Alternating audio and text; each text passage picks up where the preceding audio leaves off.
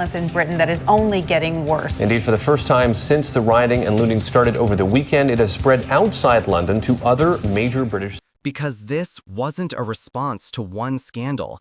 It was the delayed eruption of a nation worn thin by denial. Tonight, Britain did not fall. It revealed itself. And what it revealed was a population demanding answers, clearer than any minister's statement, louder than any prepared remark, and more honest than the institutions sworn to serve them. The question now is not just who was responsible, but whether the system ever intended to reveal that at all. And that question is yours to answer. What we witnessed wasn't just mass anger. It was a referendum, quiet, spontaneous, undeniable, on whether the current leadership still deserves its mandate. The people outside Parliament weren't demanding revolution. They were demanding the basics: truth, accountability, transparency. And in return, they got silence, redactions, deflection. But the public had learned something essential. A system that hides the truth today will hide far worse tomorrow. That's why the rage felt different, why the chants struck deeper, why the gates, both literal and symbolic, trembled. And as Whitehall closed ranks, the public opened its eyes. The cover-up was no longer theory. It was there, in the deleted logs, in the dodged questions, in the gaps where accountability should have lived. Each night, the Capitol went to sleep unsure of who was really in charge. Because tonight's events weren't just about immigration. They weren't just about a forged directive. They were about something far more existential: the capacity of a nation to believe in its institutions. When citizens believe migrants are prioritized over their safety, when the government withholds the truth, when facts become political variables, authority doesn't collapse from pressure. It dissolves from within. Consent disappears. And once consent is gone, no police line, no press release, no emergency summit can restore order. And when truth collapses, security soon follows. London wasn't just unsafe, it became unknowable. A city where threats were no longer abstract or foreign. They were walking free, because someone in power allowed it. Reporters asked the most basic, urgent question: who signed off on the release? The Home Office replied with silence, not uncertainty, but calculated silence. Because acknowledging one signature would expose the entire chain of clearance. One name could bring down the whole structure. And that's why they said nothing. Because this wasn't a clerical mistake. It was a decision. A decision that turned London into a hunting ground. A decision for which ordinary Britons paid the price, while the decision-makers hid behind protocols and red tape. This is when a failure becomes unforgivable. Because when a state conceals threats that jeopardize its own people, it crosses from operational failure to moral collapse. London, by then, had already changed. Hospitals reported a spike in trauma admissions tied to the attacks. Schools canceled after-school programs without explanation. Parents formed volunteer patrols around playgrounds. Women avoided public transport at night after police acknowledged they could no longer guarantee safety. The rhythm of the capital shifted. Streets emptied earlier, shops locked up sooner, and every passing siren triggered unease. Public trust, already fragile, shattered completely. Inside government walls, officials debated optics. Outside, families debated survival. And with each carefully worded statement, the government only confirmed the darkest suspicions: that they hadn't just lost control of the crisis, they had lost control of the truth itself. The implications were staggering. If evidence of sabotage can vanish this easily, what else has already disappeared? By 9:10 p.m., ministers received restricted briefings. The instructions were uniform. Say nothing. Do not acknowledge. Do not engage.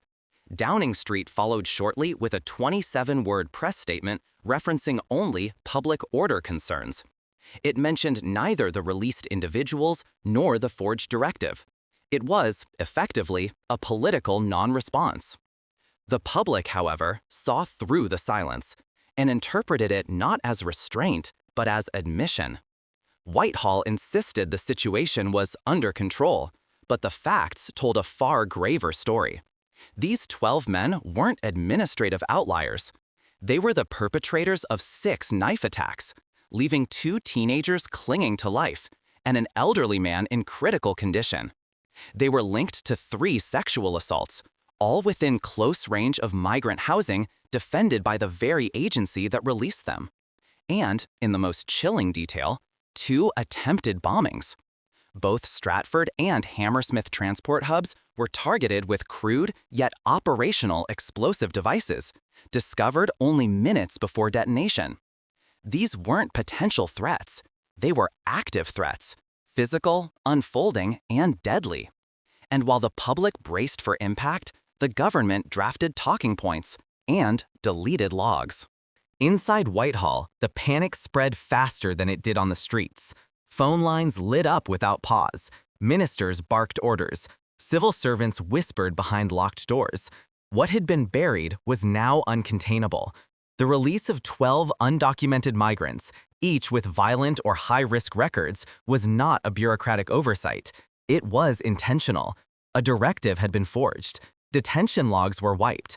Alerts from case officers were suppressed. This wasn't a lapse in policy. It was a coordinated breach from within. One internal analyst, in a message later leaked to the press, put it plainly: "The problem isn't the migrants. The problem is the person who freed them." That single line rattled Whitehall more deeply than the unrest outside, because while street-level chaos can be policed, institutional decay cannot. It creeps inward, corroding from the core. At 8:49 p.m., cyber forensic logs confirmed the worst. All 12 detainees' records had been deleted within 14 minutes of their release, and not by just anyone. The action required exception privilege, a level of system access granted to fewer than 10 individuals across the entire country. The deletion came from Senior Access Terminal 04 inside the Home Office. This wasn't the work of a junior clerk. It was someone highly placed, shielded, and fully aware of what they were doing. Someone who believed a keystroke could rewrite reality and erase responsibility. And still, the crowd didn't disperse. It advanced, not with anarchy, but with purpose. This wasn't a riot, it was a reckoning. By 8:04 p.m., the square resembled a battlefield. Red flares streaked the sky. Smoke coiled around national monuments. Voices rose, not in disarray, but in unison. Send them back. Britain first. No more lies. In the front lines stood veterans, medals glinting in the flare light. One shouted, "We defended this country before, and we will again." At 8:06 p.m., drone footage captured the moment that would define the night. A tidal wave of people pushing against Parliament's iron gates until they physically bent. The screech of metal, the rattle of hinges. Officers stood frozen. Then a woman climbed a barrier and screamed, "If the Home Office won't defend our children, we will." The roar that followed shook the square to its core. This wasn't just protest. It was the physical manifestation of broken trust. Britain had witnessed demonstrations before, even riots, but never had it seen its seat of power buckle, literally and symbolically, under the weight of collective outrage. That night, the boundary between state and citizen blurred, and a country crossed a line it may not be able to uncross. By 7:20 p.m., Westminster Bridge was packed with 38,000 demonstrators. 12 minutes later, that number had doubled. By 7:50 p.m., London was in the grip of the largest civilian surge in modern memory. These were not agitators. They were everyday Britons, teachers, medics, taxi drivers, veterans, pensioners, people who had endured over a decade of rising costs, collapsing services, and political indifference. Their signs were blunt. Who let them out? No security, no government. If you won't protect us, we will. And when citizens no longer fear the state, it is the state that begins to fear its citizens. At 7:57 p.m., the Metropolitan Police attempted their first containment maneuver outside Parliament Square. It held for just 40 seconds. Body cam footage would later show the chaos: riot shields folding, officers toppled, panicked radio transmissions pleading for support. "We're losing the line." But there was no answer, not because the call was ignored, but because the control rooms were overwhelmed. Britain's security infrastructure didn't break, it froze. At 6:41 p.m., a CCTV clip began circulating online. It showed a hooded man walking calmly away from a stabbing outside a primary school, children visibly running in panic behind him. No signs of distress. Blood still fresh on the knife. He didn't flee, he strolled.